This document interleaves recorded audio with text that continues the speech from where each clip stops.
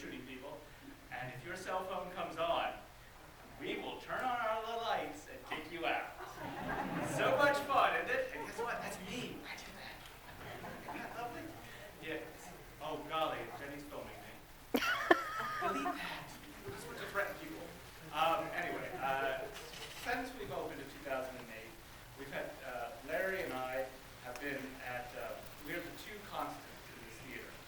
He picked all the sweet, lovable, caring, kind movies, and I would pick the ones that made you miserable. And Larry is retiring after this. So, that was me. Anyway, Larry has been a wonderful and devoted person to this theater, and I don't know if anybody has been to the theater prior to the shutdown. Anybody see anything that was kind of nice? Thank Larry. Anybody see anything that you hated? Well, so without further ado, I want to thank our good friend Larry for many years here at the library. And this is getting goodbye. So, let's go. I give you Larry.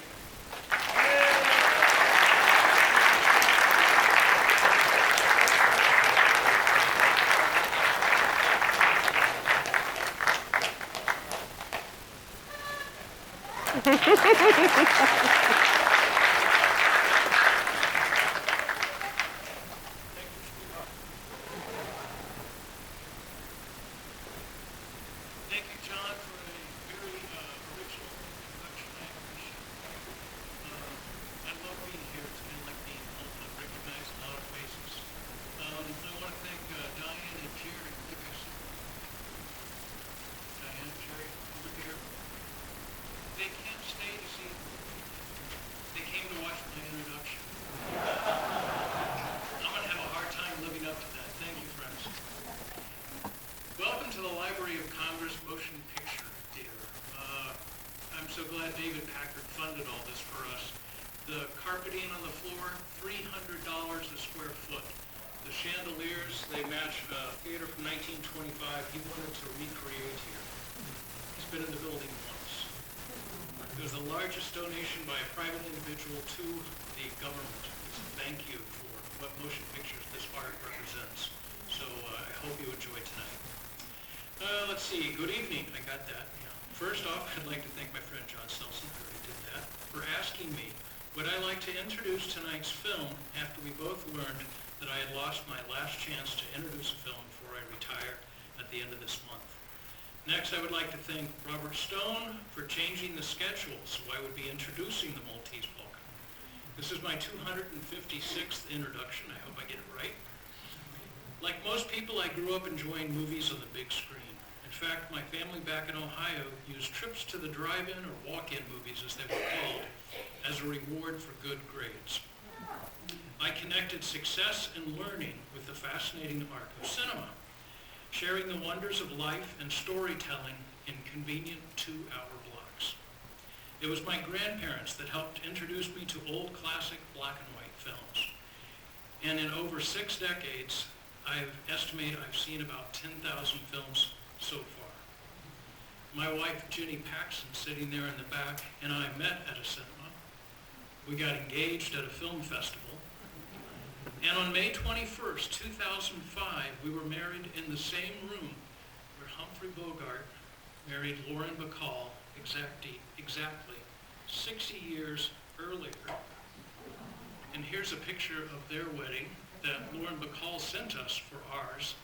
And down here is Humphrey Bogart's autograph. I had to buy that off of eBay. He wasn't. And for those of you who might care, here's our wedding, standing in the exact same place.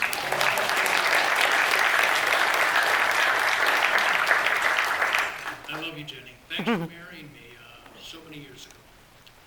Let's see. Working here, I have been fortunate to be part of a dedicated team of just over 100 media experts, made up of diverse taste, backgrounds, and education. But for me, it's the classic films that stand the test of time, again and again.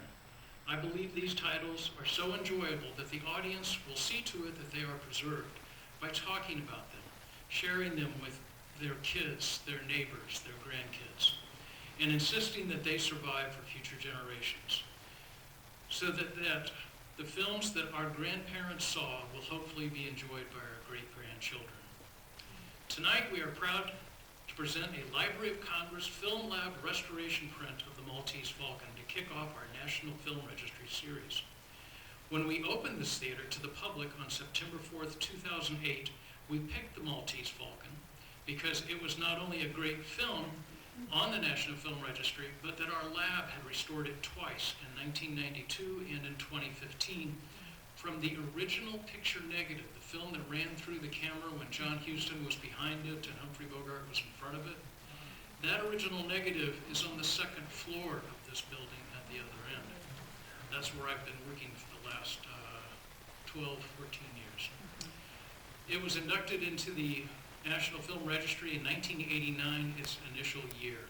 This marvelous detective drama is the cornerstone of film noir, mixing a femme fatale with mystery, romance, a little humor, and dangerous thrills.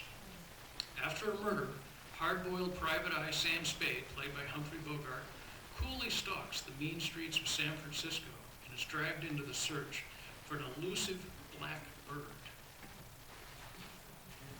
that looks like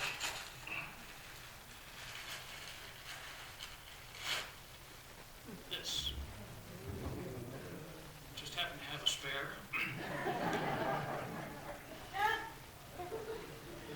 Let's see. All the while evading the dangers of four deceitful characters: the duplicitous Bridget, played by nervous Mary Astor; the perfumed Mr. Joel Cairo, played by cane-sucking Peter Lorre; the neurotic Gunsel Wilmer, played by Elisha Cook Jr., and the scheming Fat Man, Sidney Greenstreet, in his very first screen performance. There's something that's kind of interesting in the film. When Sidney shows up on screen, the camera is actually below his knees, photographing up to that enormous face, which makes his belly go from one side of the screen to the other. One of the things I love about this sometimes confusing film is that upon closer study, it actually makes sense. I've seen this thing so many times, it's no longer confusing. Believe me, it does make sense. But Mary Astor does not make it any easier using several aliases. She is first introduced as Miss Wonderly. Then she takes a hotel room and checks in as Miss LeBlanc. But her real name is Bridget O'Shaughnessy.